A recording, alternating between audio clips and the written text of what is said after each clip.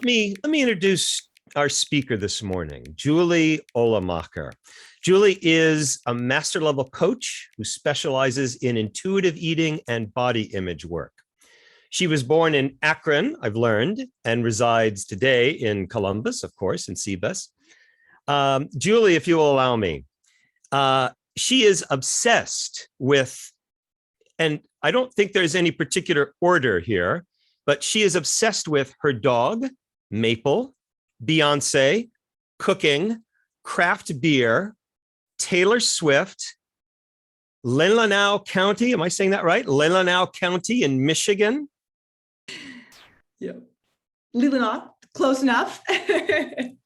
Pretzel anything, Ohio State football, hard to live in Seabus and not, the Chicago Cubs, burgers, yoga, Boston College, indoor and outdoor cycling, and local everything. That is quite a list of obsessions, and maybe we can learn more about these this morning. Speaking this morning on the theme free, please join me in welcoming Julie Ohlemacher. Well, thank you so much for having me. It's funny hearing all those things list out, but in a nutshell, that is me. So, it really tracks.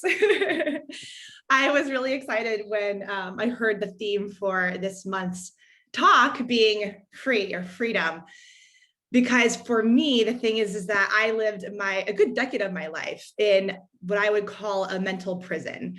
And there was this mental prison of body dysmorphia, of disordered eating, and it was entirely fueled by my desperate hopes of trying to control what other people thought of me. And I had first really learned my body was, quote unquote, wrong when I was 11 years old. It was a Pilates infomercial that sparked me to look at my body through the lens of our cultural's thin ideal. And suddenly I started seeing every little curve of my body as a problem to be fixed. But it wasn't really until my college years that my eating disorder spiraled. See, because even though I started monitoring my body at age 11, I had plenty of other accolades that I felt bolstered my worth and value in my community. I was a straight A student, bound for an impressive college. I was student government vice president, editor of the school paper, was well liked by my peers, proudly played Liesl Von Trapp in my high school's production of The Sound of Music. My resume was impressive, right? But things took a turn for me when that impressive college proved out to be impressively challenging. And I quickly learned that, B's would be my new A's, that just about every organization I tried out for would reject me. The paper, the dance team, the a cappella group, denied, denied, and denied. And so suddenly I really found myself floundering, because I had attached all of my worth and all of my value to my resume and to my outward appearance, to my accolades. And so when suddenly those things disappeared, so too did my worth. And that is when I dove headfirst into the one thing I felt I could control, which was my body. Now, fast forward to today, January 21st, 2022, I'm almost a decade into recovery from my eating disorder, and have actually spent, of course, the past about 4.5 years now coaching women how to make peace with food and their bodies as well. And I want to let you into the secret of my rebound. And that is, and this is truly at the core of the work that I do, I learned how to untangle my worth and value from anything outside of me, and especially other people's perceptions of me. And I learned to lean into my inherent worth, the kind that we are all born with, the kind of worth and value we don't have to earn. Now, sure, accolades are great, achievements are fun, but in anchoring into my inherent worth, this is how I ultimately really set myself free, right? I released myself from that mental prison of self-surveillance and being perpetually preoccupied by other people's perceptions and judgments. And that is what I want to talk more about today. So before I go on, I want you to pause and get curious. Do you have a mental prison of your own? Have you spent time worried about how you'll look to other people? Whether it be looking pretty, handsome, intelligent, fit, competent, talented, creative. What I would love to invite you into is a framework for experiencing yourself as a human being first. And I would love to invite you to release the lens of seeing yourself as an object whose primary purpose in this life is to be viewed and judged by others. When we can free ourselves from this self-monitoring, we get our precious brain space back and really we get our lives back. So when my clients, for instance, free themselves from the worry of how other people are judging their bodies, they free themselves from the constant thoughts about calories in, calories out. They free themselves from the stress of dieting.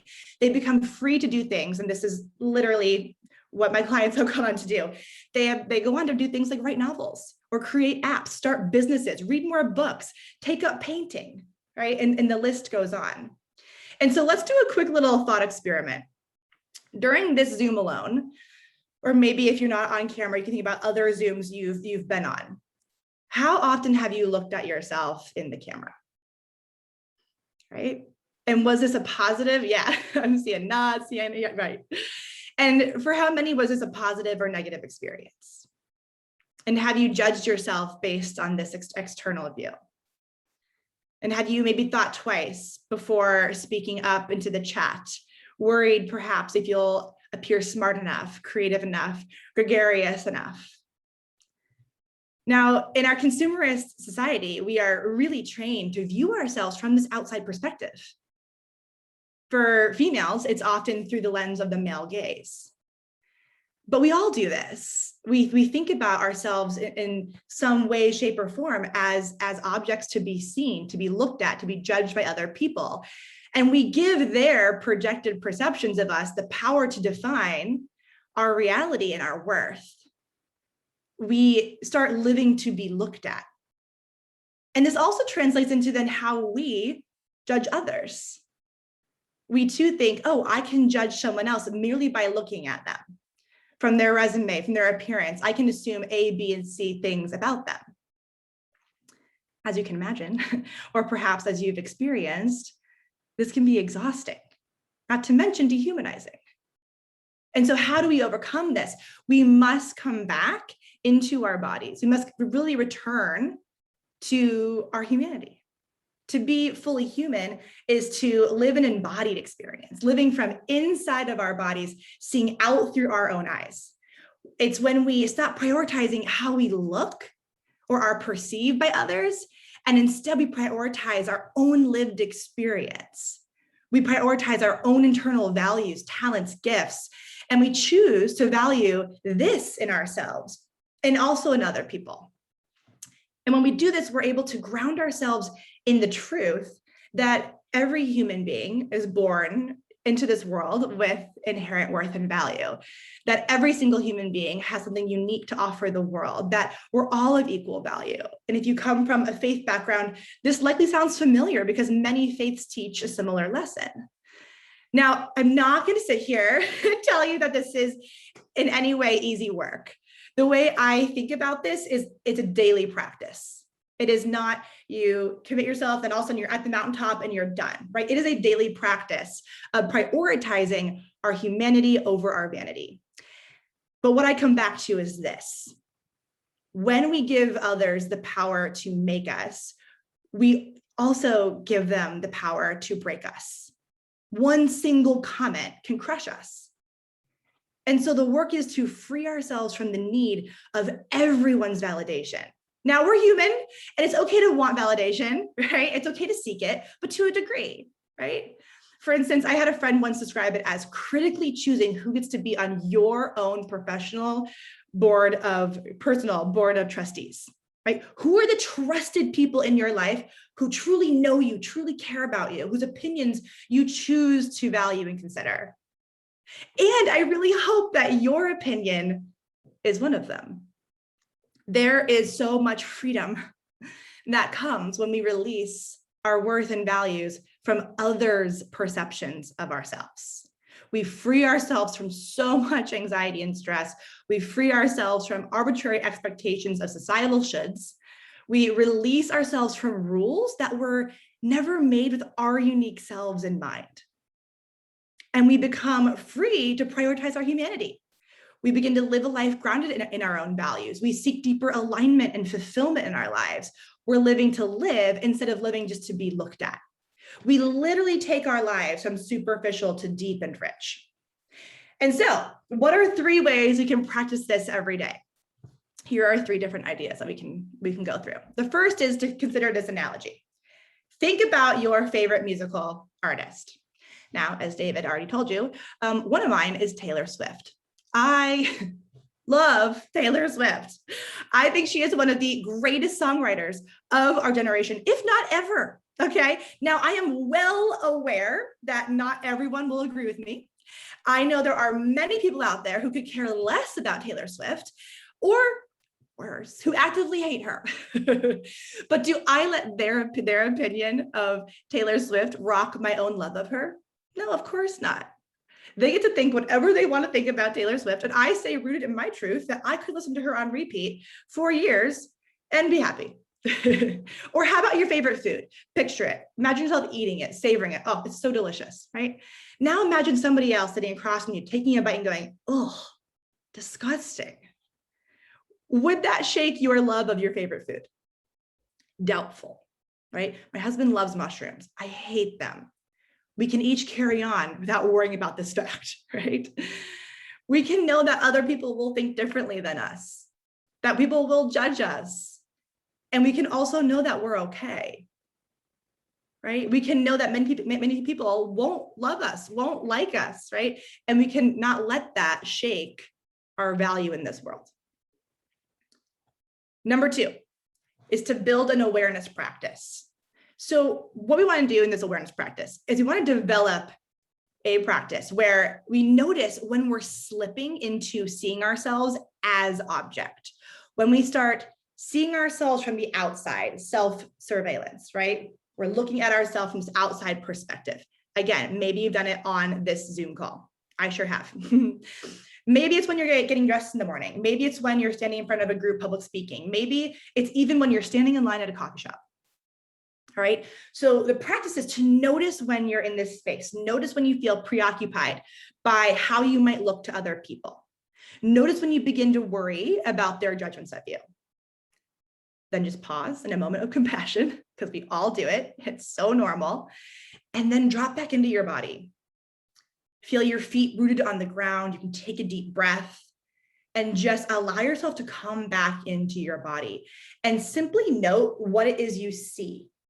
So for instance, I see my computer, I see my lamp, flowers, window, my neighbor's house, right?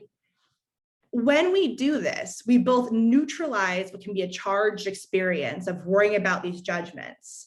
And it also brings us back into our bodies and changes our lens where we're now looking out through our own eyes, right? And this can be a very simple yet powerful perspective shift.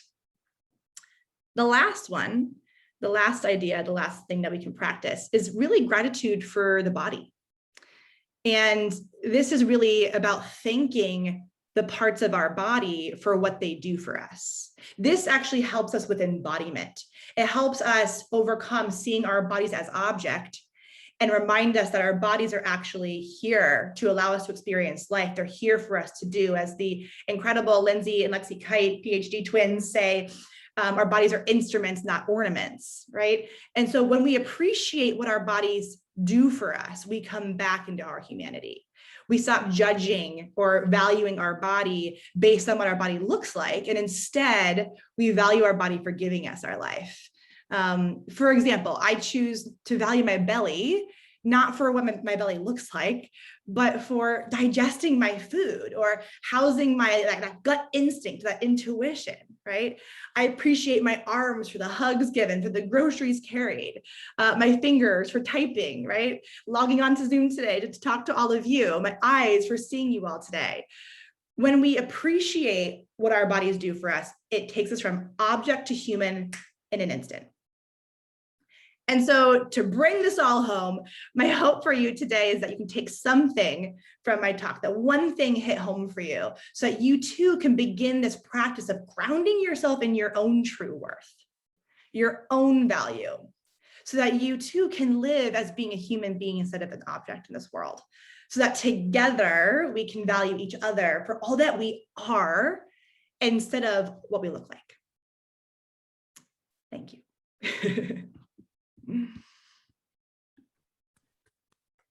Marvelous. Thank you. Thank you. Absolutely marvelous, Julie. It's funny seeing the quiet claps from all the meetings. Well, this is why I use ASL, the ASL applause sign. Yeah. That's Yeah. it works well over Zoom. So wow, all right. There is so much to unpack, and there's so much to ponder in what you just said. And I'm sure there's going to be reactions and questions and things like this. Please write these in the chat. We'll try to we'll try to organize these here through the chat. I want to start. Julie, would you expand on a point that a couple of us wrote here in the chat? I was really struck by you said humanity over our vanity. And you got a lot of likes and a lot of chat. Tell us a little bit more about this really sort of profound idea. Yes, it's funny because that phrase came out of my mouth during a private client session. With body image work especially, but I think you can expand this, into our lives in general. This world we live in is constantly telling us to look a certain way. And that, it's how we dress, what our hair looks like, our skin, aging. I mean, there's all the things that we need to be doing to change ourselves, to fit this mold, to fit in, to be acceptable, to be loved, to be valuable in this world. And we really choose to value then our vanity, and we forget about our humanity. Here's a simple example that I think a lot of us can probably relate to. How many times have you not taken a photo or not wanted to be in a photo, or saw a photo of you at a really meaningful event in your life and you're like, oh God, I look terrible. And we focus on how we look instead of the actual lived experience, right? That photos are meant to capture these wonderful life moments and document our lives.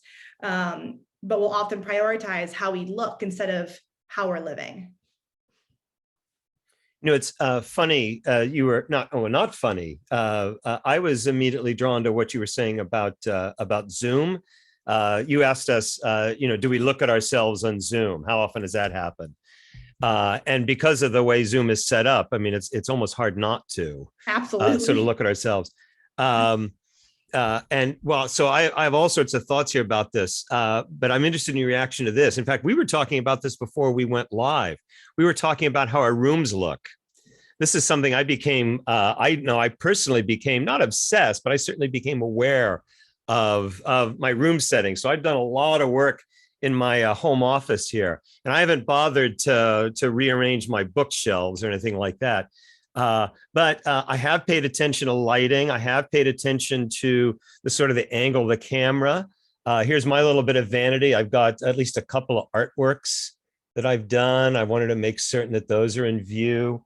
I've just recently put my colorful pens here so people can say, oh, he's a designer.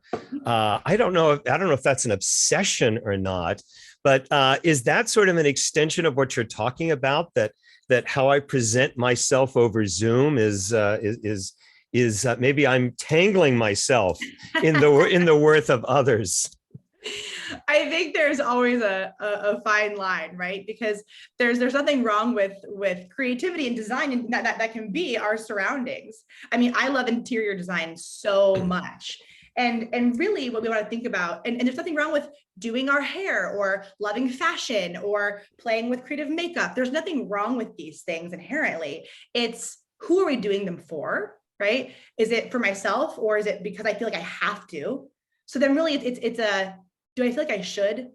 I mean, there was a long period of my life, for instance, where I wouldn't leave the house without makeup and my hair being done because I felt like I had to. Otherwise, oh my gosh, how embarrassing. People will think all these things about me, right? And so there's a big difference between, oh, this is creative expression versus I have to do this in order to just be, ground level accepted by other people.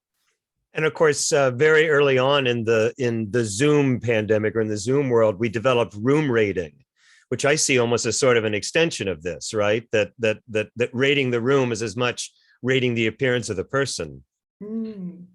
Yeah, it's interesting to think of all these things, right? That we begin to just make all these judgments just based on what we're seeing instead of actually tuning into the person. Lauren, you wrote, I love the ending, Julie's ending, when you were connecting how you're grateful for your body to do certain things. Lauren, tell us a little bit more about your observation here. Yeah, just thinking in that sense, like to be honest, I am naturally like pretty thin. So like it's hard for me to find motivation to work out because I'm just like, I don't know, good genes or something. So connecting it not to looking good for other people, but to just be grateful for the body that I have, and then to think about that in other aspects of like motivation for why I'm doing something for work, for example, and to get things done in a certain sense in that way, if that makes any sense. I don't know. Absolutely. Absolutely. I love that you brought up exercise because it's a big one. My dog is behind me. She has moaned. So Yep. you heard a weird moan. That was my Yep. dog. It's casual for my life. But yeah, exercise is a really good one because in our culture, we've been taught that we should, exercise and move our bodies to look a certain way, to achieve a certain body so that other people will see us. And again, think A, B, and C.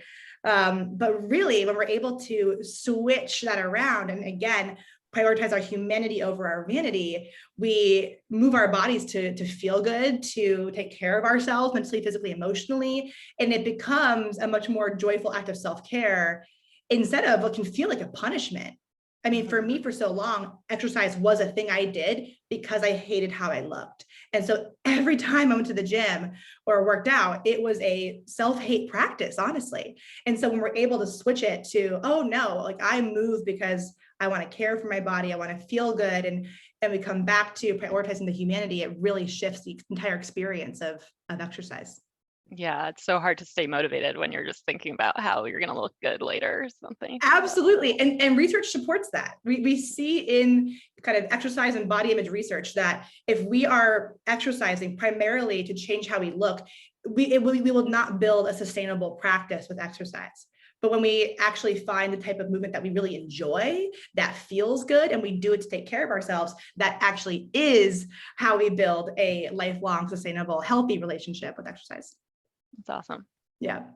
Elizabeth, you credit a colleague with referring to Zoomanity.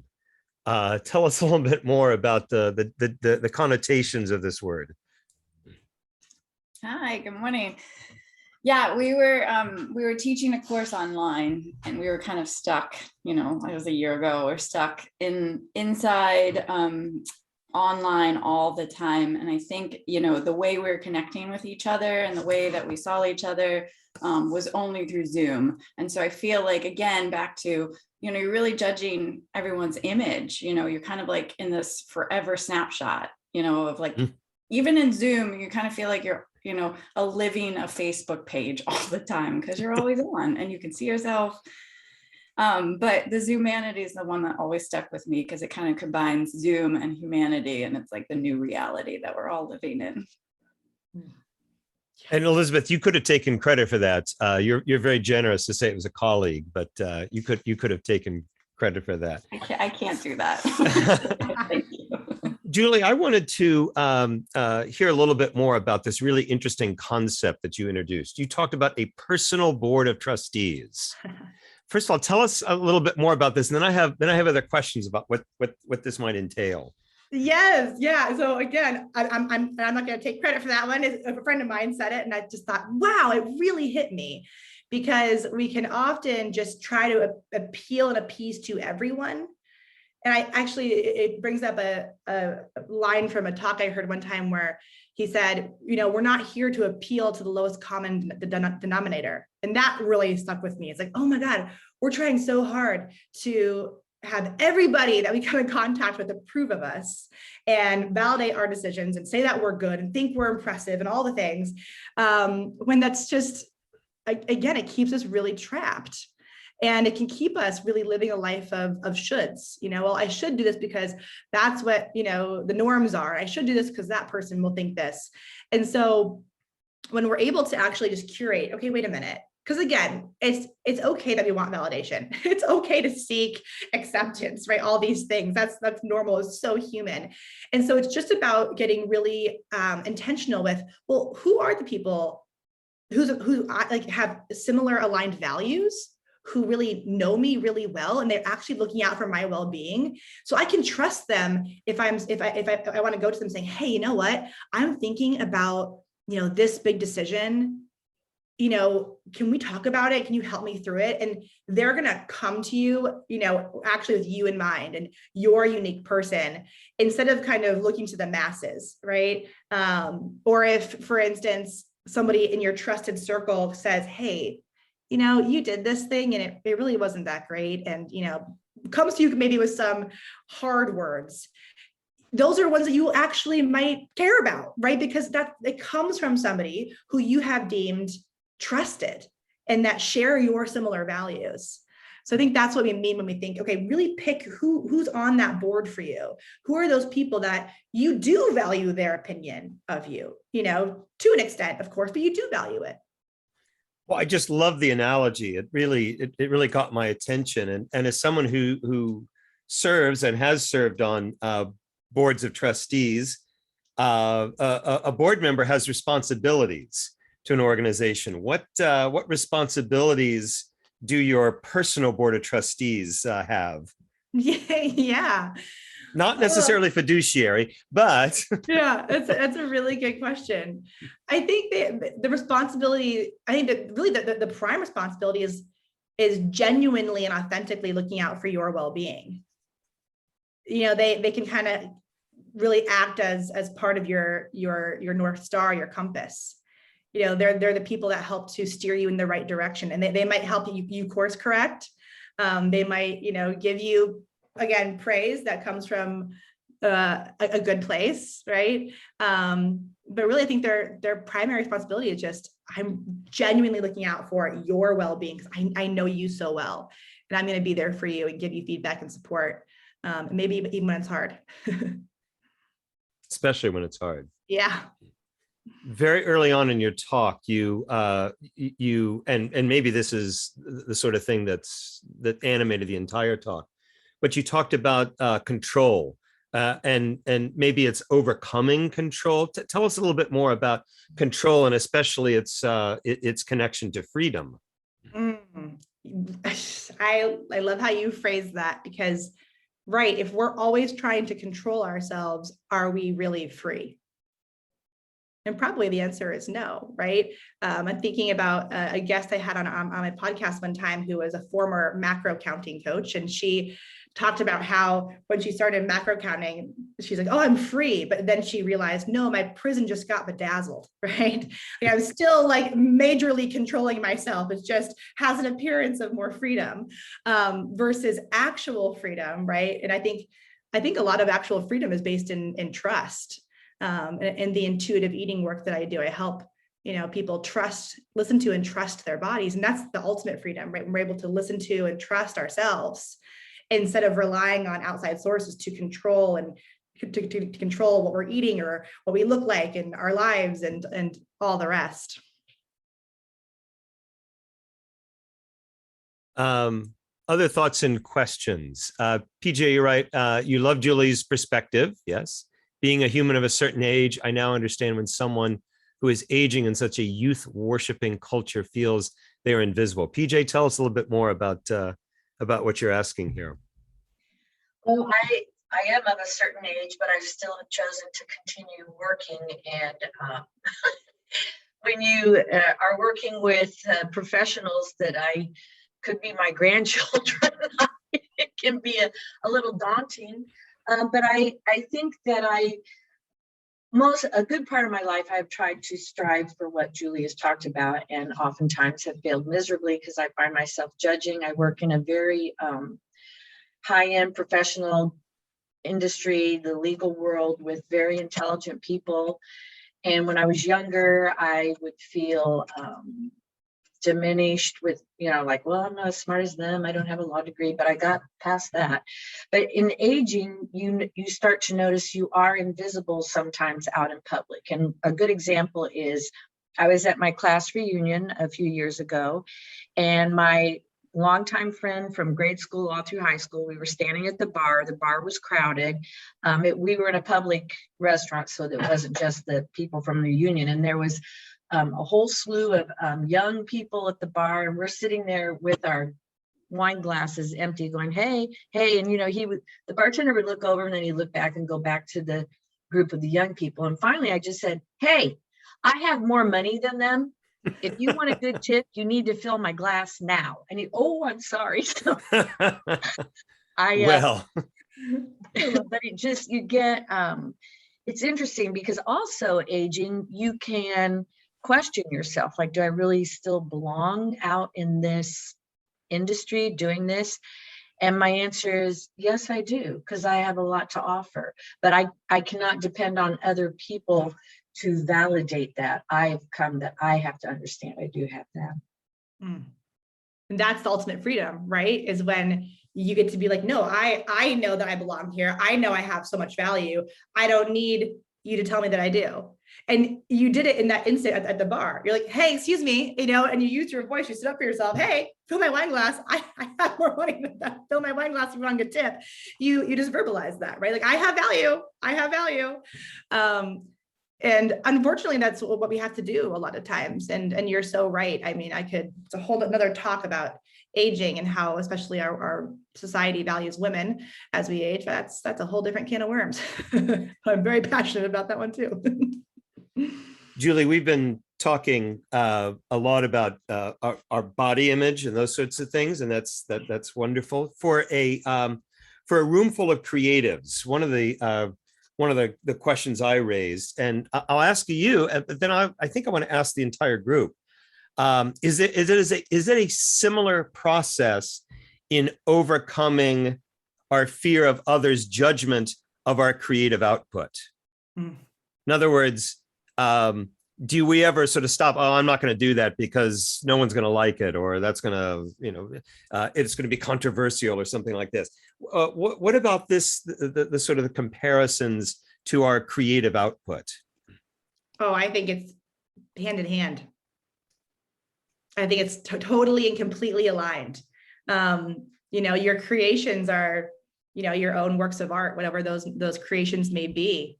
And it's anchoring into, if you love the creation and you think, wow, I'm really proud of this, then that's what matters, right? Or maybe here we bring in our board of trustees, and say, hey, what do you think?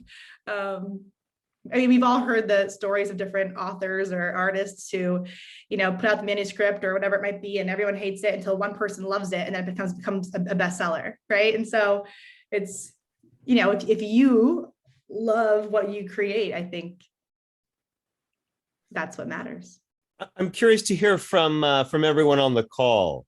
Do you ever catch yourself or find yourself thinking, boy, I'm afraid to show this or to display it in public, or maybe even I'm not even going to attempt it because it'll be dumb, or people won't like it, or they'll think I'm I have no talent. Has this ever, Aaron, you got a thumb up? It happens to you, or you've overcome it? Oh no, it just happened to me yesterday. I think for me in my work, it was just like that tension I was talking about earlier between the professional work I do and my personal interests and where I kind of want things to go. And I kind of find myself at this point, as I'm starting to look towards the next thing while still beginning the current thing I'm on, of that tension of, I have multiple people who are like, oh, you could go this direction that next, or that direction next. And it's kind of just for me looking at, and I think Julie's thing about having people that know you on your personal board of trustees, or I wrote it a different way, I forget what it was. Others make us, well, no, I don't know. There's something